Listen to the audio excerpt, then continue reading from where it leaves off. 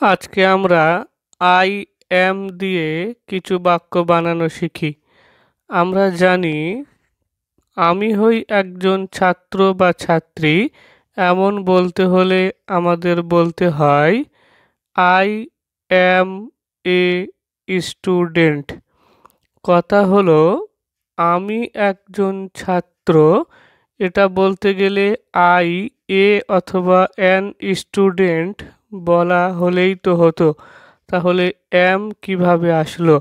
আমরা জানি এম এখানে আসলো কারণ বাক্যের মধ্যে ভার্ব হিসাবে এম, ইজ, আর অথবা ওয়াজ, ওয়ার কিছু একটা ব্যবহার করতেই হয়। আমরা এমনভাবে কিছু বাক্য বানানোর চেষ্টা করি। এখানে প্রথম শব্দটি হলো আই। আই মানে আমি। পরের শব্দটি হলো এম। এম মানে হই। তারপর দেখছি এ মানেও একটি অথবা এন মানেও একটি। এ সাধারণত কোনো কনসোন্যান্ট যুক্ত শব্দের আগে বসে এবং অ্যান এটি ভাওয়েল যুক্ত শব্দের আগে বসে।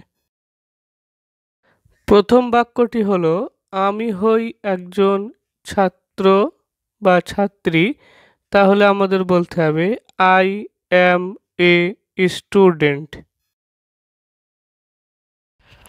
আমি হই একজন দর্জি, তাহলে ইংরেজি বলতে হবে আই অ্যাম এ টেইলর।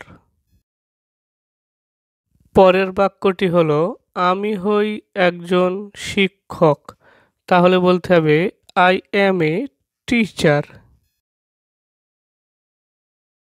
যদি বলা হয় আমি হই একজন কৃষক, তাহলে বলতে হবে আই অ্যাম এ ফার্মার। যদি বলা হয় আমি হই একজন ডাক্তার, তাহলে বলতে হবে আই অ্যাম এ ডক্টর। যদি বলা হয় আমি হই একজন ব্যবসায়ী, তাহলে ইংরেজিতে বলতে হবে আই অ্যাম এ বিজনেসম্যান। কেউ যদি জিজ্ঞাসা করে যে আমি হই একজন মানুষ, এর ইংরেজি কি, তাহলে আমাদের বলতে হবে আই অ্যাম এ ম্যান।